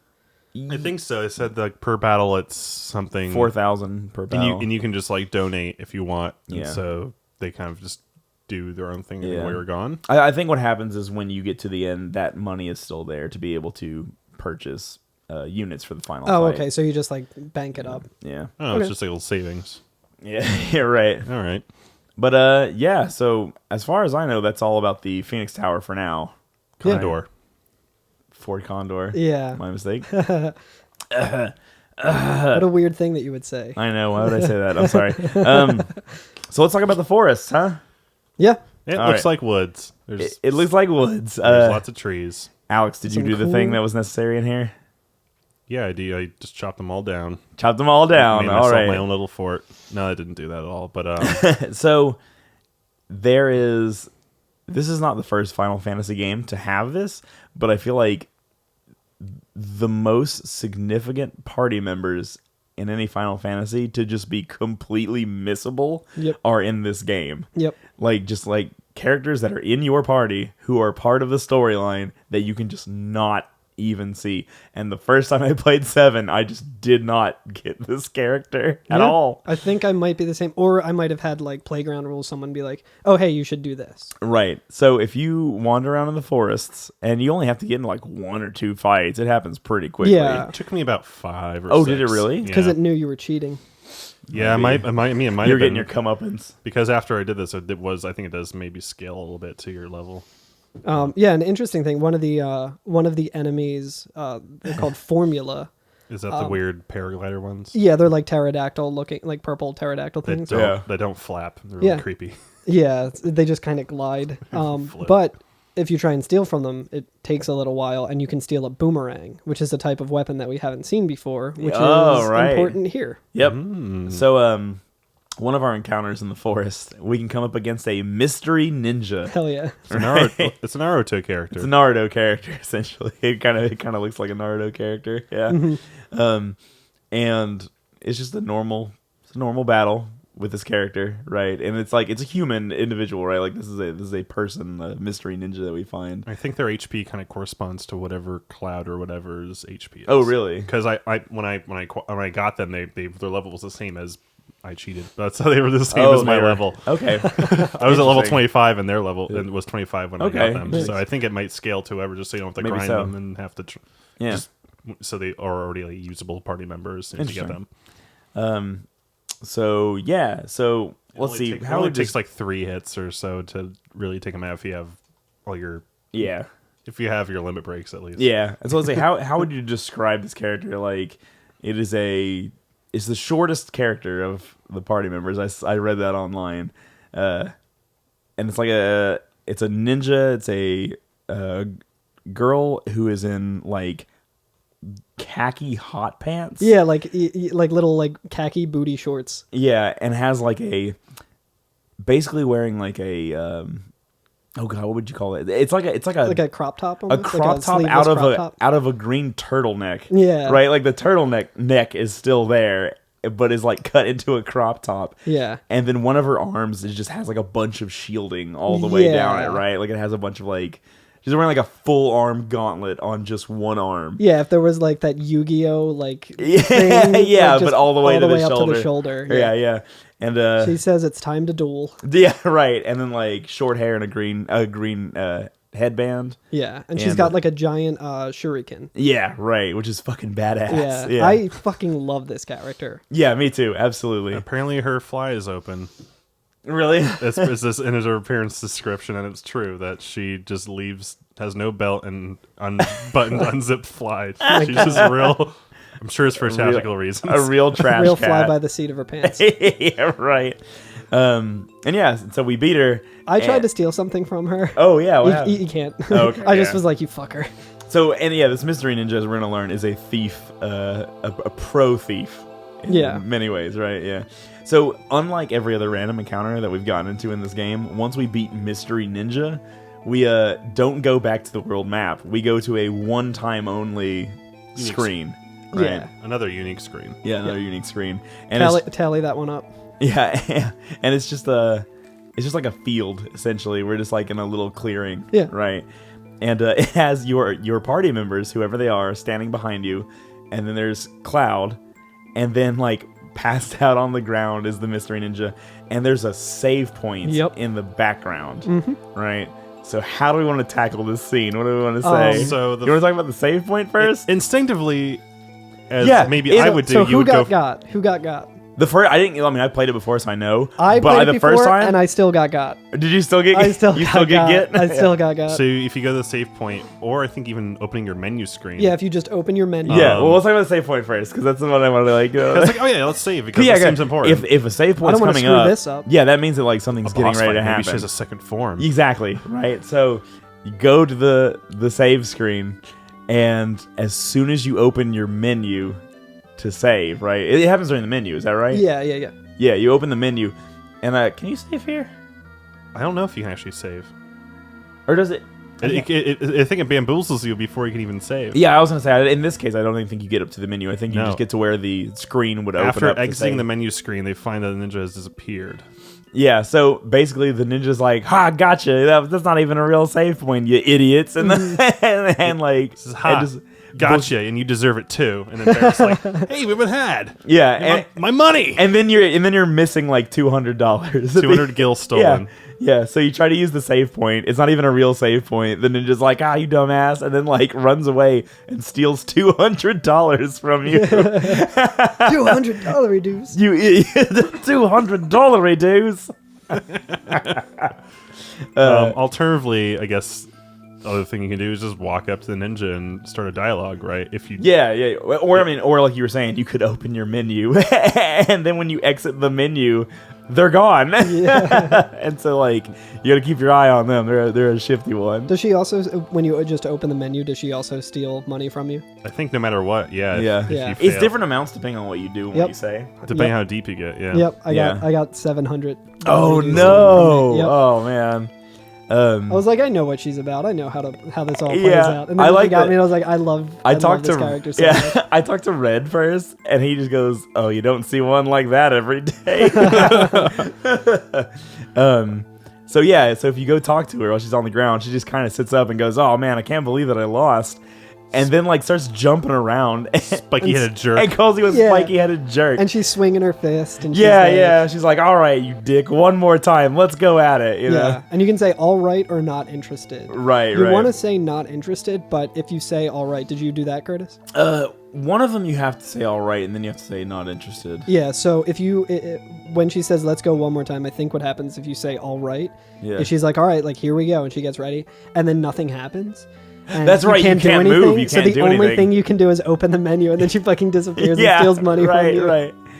Yeah. And then she says, like, no way I'm going to fight with punks like you more than once. Yeah, right. I'll keep it up for the doctor bill. Next time you won't be as lucky. And then they steal the 200.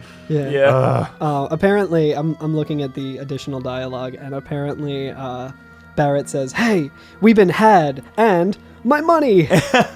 We've been had. She keeps like every time you answer something incorrectly or open the menu or try to use the save point, she just steals a bunch of money and leaves. And if this happens, you have to go back into the forest and fight like 5 more fights and find her again. Yeah. And I think at one point beyond this, she could be on different continents, right? Yeah, any forest. Any forest, yeah. Any forest, this is just the first forest that we run into. Okay. There's or at least I think there might be other forests, but I think it's only after you leave Midgard. Leave the Mithral Mines. Not. I did look around. I tried to get her before. Yeah, I think you have to do it here. Well, I'm saying I think you can't. You're not able to get. There might be more forest, but I don't think you can get her until after you've left the Mithral Mines. Well, there's not any. This is the first forest in the game that we're able to get to. There's none in the Midgar area. Mm-hmm. Yeah. Sorry. Yeah. It's okay. Yeah. So, but she does appear on other continents and in other areas as well. Okay. Yeah. Okay. Like there are. You can get her anywhere that there is a forest. I just thought I saw more forest, but I could be mistaken. Maybe on the other side of another continent. Maybe. Yeah. But. Okay. But yeah, so if you say that you're not interested in fighting, she goes, I think I'm running away. Stay and fight. Fight, I say. She's got a real scrappy do. Yeah. Yeah. She's the scrappy in this. Yeah. And so she says, oh, you're pretty scared of me, huh? Mm-hmm. And then you have 2 more options, which one is like, petrified ... or you're gonna lose again. Yep. Love it. So good. I didn't pick the you're gonna lose again. Let me see what happens with that, because what you're supposed to do here is If you say you're going to lose again, like she says, "But what? Oh, now I'm really mad. Make fun of me, will you? Just watch." And then she runs off with 500. Oh God, you're such a jerk. I like how she has varying degrees of how much she can steal from you, and Yeah. so it's like it makes me feel like she's only stealing 200 because she only wants to, but then if you piss her off, She steals more and more. and then if you did what I did, she's just like, oh, these guys are suckers, I'm just like Taking I'm the just shit gonna ton. take as much as Oh, I it's so good. yeah, so if you say petrified, she then says like, just as I thought, what else do you expect with my skills? Good luck to you guys too. If you feel up to it, we can go another round later. And she starts walking away, and then she stops. She stops and turns around and real says, like little kid kind of thing. yeah, it says, I'm gonna leave. I mean it. And you can say go ahead or wait a second, and you want to say wait a second. And if you say go ahead, she literally just leaves. Oh really? Does she not steal anything from you and just leaves? I think she might still steal something. I'm not sure. Oh, she says, oh yeah, then do whatever you want. And then Aerith just says, she's gone. So what was all that about? Yeah, okay, yeah. But yeah, you can tell her to wait a second, and then everybody kind of starts walking toward each other. Like your party members and Cloud and this new character walk toward each other. And she says, what is it? Do you still have something for me? Mm-hmm. And she kind of is like, oh, I know what's going on. You want my help because I'm so good. Yeah. That's what's going on. And what'd she say? Thought so. You put me in a spot. What should I do? But if you want me that bad, I can't refuse. Yeah. And so she says, okay, I'll go with you. And then there's another hilarious thing right here, too. And I can bet this is where Carl This is screwed where up. I got. This is where you got? Yeah. You can ask, what is your name? Or what's your name? Yeah, which is a very, like, anytime RPG I'm thing, like, yeah. oh yeah, I can name her here, and I want to see what her name is. Yeah, so you can say, what's So your you say, name, or "What's your let's n-" you hurry, Yeah. is the other option. And so I said, what's your name? And it comes up, and you can change her name here. It says Yuffie. Okay. And you can change her name. I just hit select, and I closed out of the thing, and she was gone. As soon as she closed the naming screen, she's gone. Stole a bunch more money. 700 gil stolen. Oh, no. Yeah, and she says,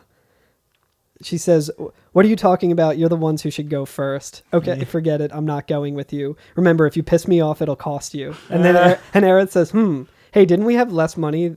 Don't we have less money than before? And it just says 700 gil stolen. And I was like, God damn it. God damn it, I Yuffie. love Yuffie so yeah, much. I know. So this character's name is Yuffie. So that's the first time we hear it. But yeah, if you say, instead of what's your You name. just say, let's hurry. Let's get the hell out of here. And Everybody just walks away. I love it. They all just leave her. And she's like, whoa, wait, what are you doing? And then she says, I haven't even told you my name. And then you get an option to name her there. Yeah. And then after that, after everyone else is off the screen, I love this so much. She turns and looks off into the opposite direction, and she says, now all I have to do is ... Yeah. A little this and a little that, And then- and she goes, Nyuk, nyuk, nyuk. nyuk, nyuk. Nyuk, nyuk, nyuk. You can jabber draw. Yeah, it's so Yeah, good. that's very good. She's such a good Ah, character. cha, cha, cha.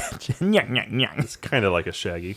Or Scrappy Doo, And I then should she say. says that she'll give you back the money that she stole from you during these last scenes. Yeah, and then she says, or what's left of it. So I'm not. Yeah. I didn't have a count of my gil before that. Yeah. So I don't know if I got all of it back, but Yeah. Well, how does she steal the money without disappearing?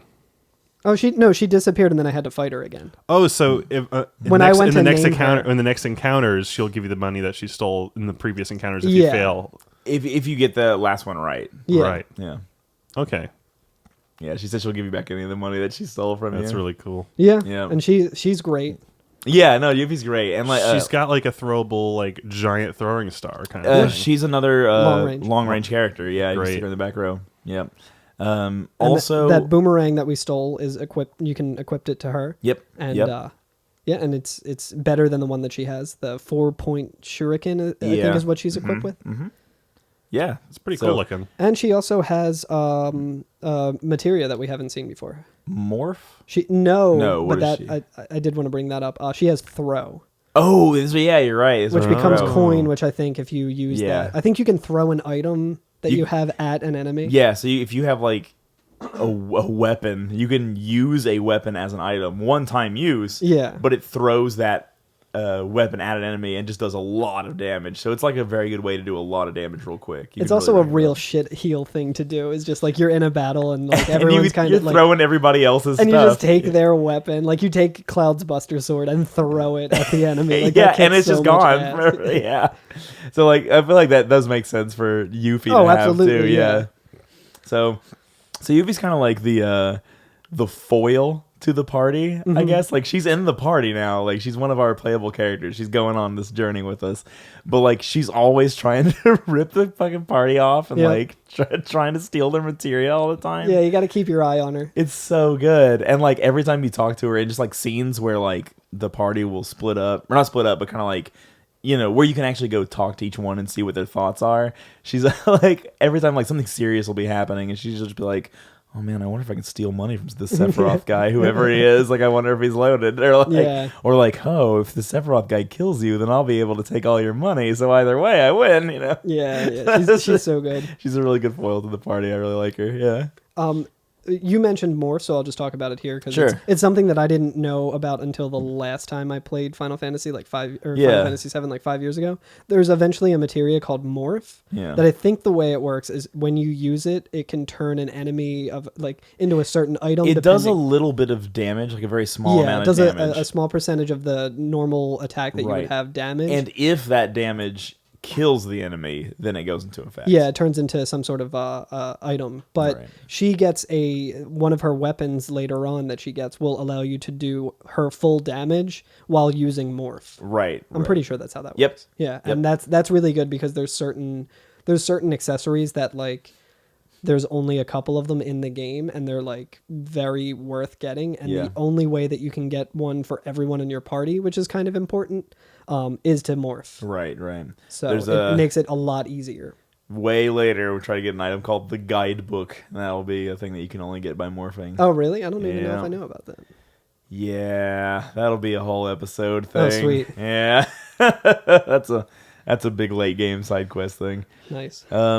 Yeah, and so the next area we're going to is Junon. Yeah, which is a town kind of like hidden by like a little bluff. It's like it's a port town, so it's on the water, right?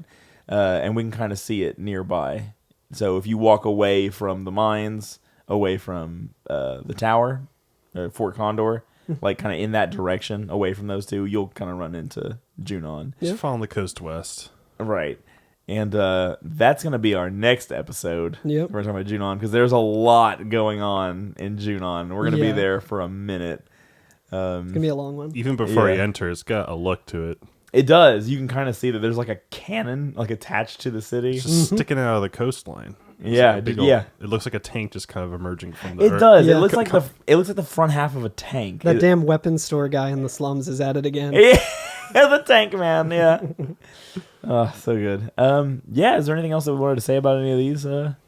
Anything here? No. Actually, is this the beach where you can get Mighty Guard or Big Guard, the enemy skill? Maybe. Well, I didn't test that out, but we can talk about that next time. That's fair enough. There are some beaches here. Fight around on it. Maybe it's later. I think it might be the beach near Golden Saucer. It might be. I forget, but it is a very worthwhile enemy again skill. to trivialize battles even more. Oh my gosh, yeah. Worth getting. That's the thing is that like this game is very fair. It's not very hard, right? Like I mean, not to say that like there aren't some bullshit challenging battles, right? Yeah. Like you can absolutely go into things underprepared or not know how boss mechanics are going to work and just absolutely get ruined by them, right? Or even like enemies. Weapon. Oof. Or like when we go fight I think it's the Sahagin later or whatever on the way to Cosmo Canyon, they just don't take any physical damage. And like and if you get into that situation, it was like at the end of the motorcycle chase where I accidentally forgot to equip, like I had removed everyone's materia and figured I would get another screen, and then it was just like, oh, I just have to hope so for this the game best. isn't without its challenge. Like it absolutely is challenging. Yeah, it's like choose your own difficulty too. Like you can do a challenge kind of if battle, you want or to, you can trivialize it. Yeah, if you want to actually take the time to learn the enemy skills and kind of like check what your materia can do and equip things certain ways, you can absolutely trivialize this game if you want. Yeah. But anything else?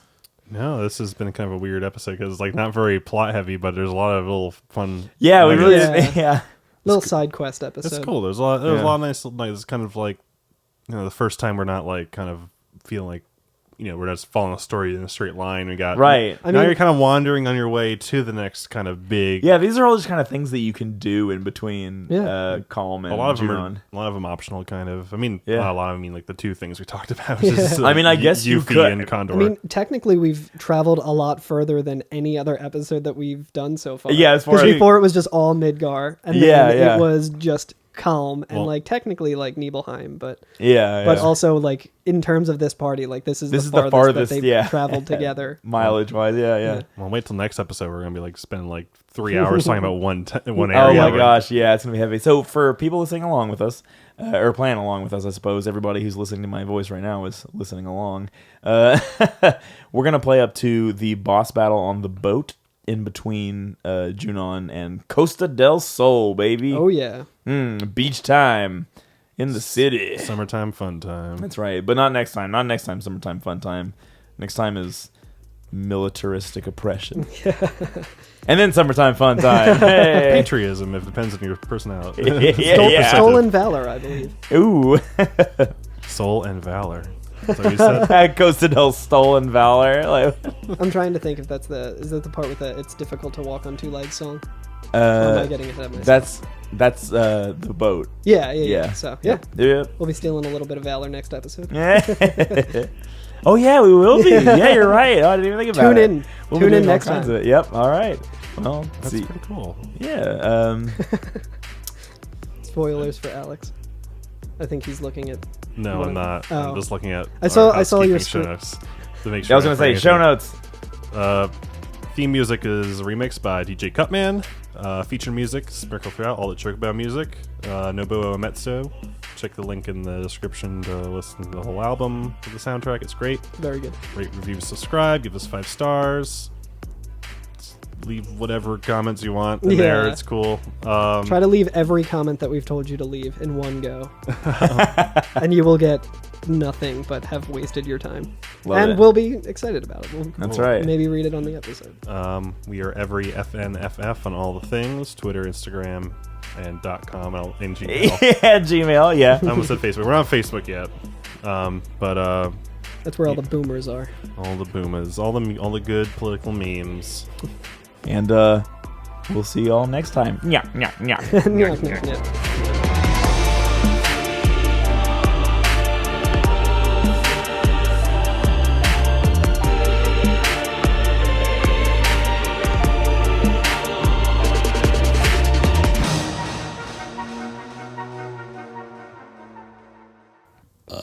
I'm gonna fart. Don't tell anybody. Oh God, that's terrible. I hope the microphone didn't pick that